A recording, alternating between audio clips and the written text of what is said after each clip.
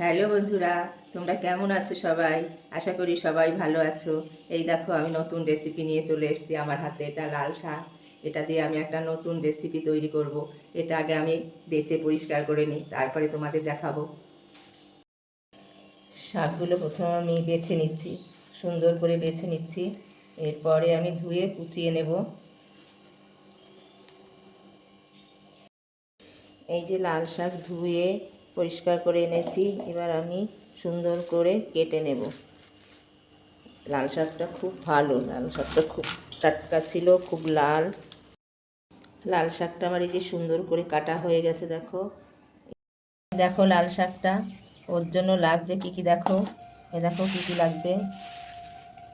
লাগছে সর্ষে, এই যে সর্ষে, হলুদ, লবণ, জলপাইয়ের আচার, আর লাগছে লঙ্কা। তাহলে তোমরা দেখো আমি কি করে ওটাকে করি। আমি কাঠের উনুনে কড়াই বসিয়ে দিয়েছি। এই যে এবার আমি তেল দিয়ে দিচ্ছি। অল্প তেলই লাগবে।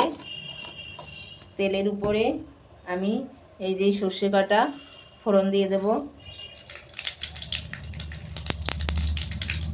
কাঁচা লঙ্কা একটু নেড়ে চেড়ে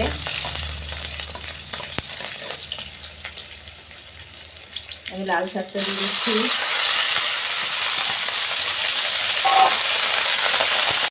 স্বাদ মতো লবণ দিয়ে দিচ্ছি,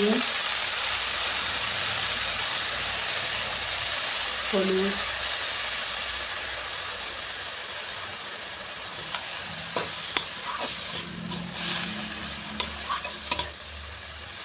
এবার আমি একটু ঢেকে দেব। 5 মিনিটের জন্য ঢেকে দেব। 5 মিনিট বাদে আমি ফিরে এসেছি। এই দেখো শাকের থেকে অনেকটা জল বেরিয়েছে। এবার আমি এই জলপাইয়ের আচারটা দিয়ে দেব।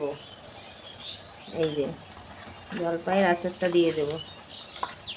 এই আচারটা দিলে এটা টেস্ট খুব হয়। এটাকে এবার বলছি কি বলে, এটাকে বলে লাল শাকের টক।